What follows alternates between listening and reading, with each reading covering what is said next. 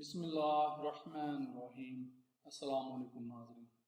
تمام تعریفیں اللہ تعالیٰ کی پاک ذات کے لیے جو تمام جہانوں کی خالق مالک اور پروردگار ہے، اور لاکھوں کروڑوں اربوں خربوں درود و سلام اللہ تعالیٰ کے آخری نبی و رسول حضرت محمد مصطفیٰ احمد المجتبیٰ صلی اللہ تعالیٰ علیہ وآلہ وسلم پر، آپ صلی اللہ علیہ وآلہ وسلم کی آل پر اور تمام صحابہ کرام رضوان اللہ تعالیٰ علیہم اجمعین پر۔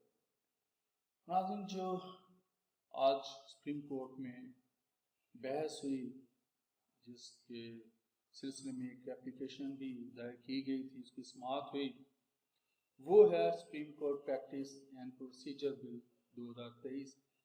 اس کے بارے میں آپ کے ساتھ میں تھوڑی سی معلومات شیئر کروں گا، تو اس بل کے بارے میں جاننے کے لیے چلتے ہیں اگلی سلائیڈ پر۔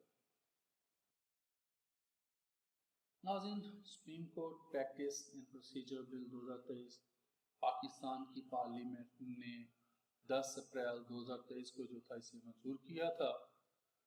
یہ بل بنانے کا مقصد کیا تھا پارلیمنٹ کا؟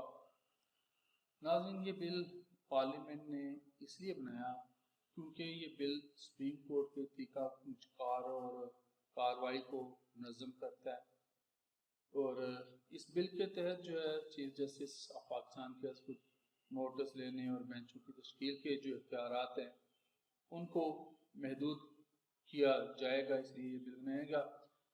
اس اختیار کو جو ہے وہ ایک کمیٹی کے حوالے کیا جائے گا اس بل کے مطابق، جس میں چیف جسٹس اور جو سینئر ترین جج ہیں وہ شامل ہوں گے۔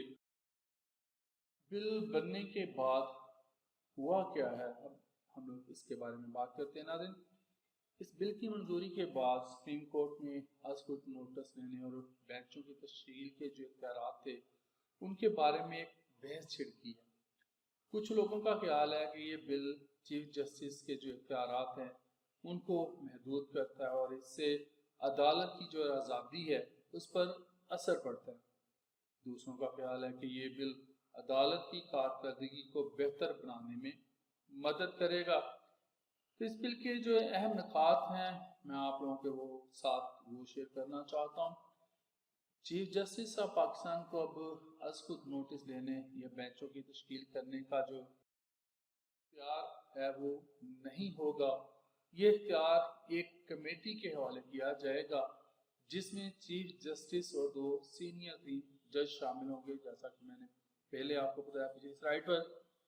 کمیٹی کو ناظرین کسی بھی وقت جو ہے از خود نوٹس لینے یا بینچوں کی تشکیل کرنے کا اختیار ہوگا۔ پھر کمیٹی کے جو فیصلے ہیں ان کے خلاف اپیل جو ہے وہ سپریم کورٹ میں کی جا سکتی ہے۔ یہ ایک اہم جو اس بل کی خاصیت ہے، جو اس کی خصوصیت ہے، اس میں خاص بات ہے وہ یہ ہے کہ کمیٹی کے جو فیصلے ہوں گے ان کے خلاف اپیل جو ہے وہ سپریم کورٹ میں کی جا سکتی ہے۔ اب بات کرتے ہیں اس بل کے سپریم کورٹ پر ہونے والے اثرات۔ تو ناظرین، اس بل کے نفاذ کے بعد سپریم کورٹ میں جو مقدمات کی سماعت ہے ان کے عمل میں تبدیلیاں جو ہیں وہ آ سکتی ہیں۔ اس سے مقدمات کی سماعت میں تاخیر ہو سکتی ہے اور اس سے عدالت کی کارکردگی پر بھی جو ہے وہ اثر پڑ سکتا ہے۔ تاہم یہ بھی ممکن ہے کہ اس بل سے عدالت کی کارکردگی میں بہتری آئے، جیسا کہ کچھ لوگ دو رائے ہمارے درمیان یہ پائی جا رہی ہے۔ کچھ لوگ کہتے ہیں کہ اس میں مقدمات کی جو ہے سماعت اس میں تاخیر ہو سکتی ہے، عدالت کی کارکردگی پر اثر پڑے گا، لیکن کچھ لوگوں کا یہ خیال ہے کہ عدالت کی کارکردگی جو ہے وہ اس میں بہتری آئی کیونکہ بینچ بنا ہے۔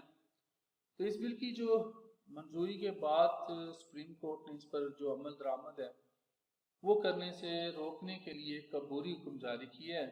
اس حکم کے تحت بل کے نفاذ کو تحکم ثانی جو ہے وہ روک دیا گیا ہے، کیونکہ اس بل کے بارے میں سپریم کورٹ میں ایک درخواست جو ہے زیر سماعت ہے جس پر آج سماعت ہوئی۔ اس درخواست میں بل کو آئین کے تحت جو ہے وہ آئین کے خلاف قرار دینے کی درخواست کی گئی ہے۔ یہ جو بل ہے پاکستان کے آئین کے خلاف ہے۔ تو آج کے لیے اتنا ہی، زندہ رہا تو آپ کے ساتھ پھر انشاءاللہ اگلی ویڈیوز میں ملاقات ہوگی۔ اجازت دیجیے، اللہ حافظ۔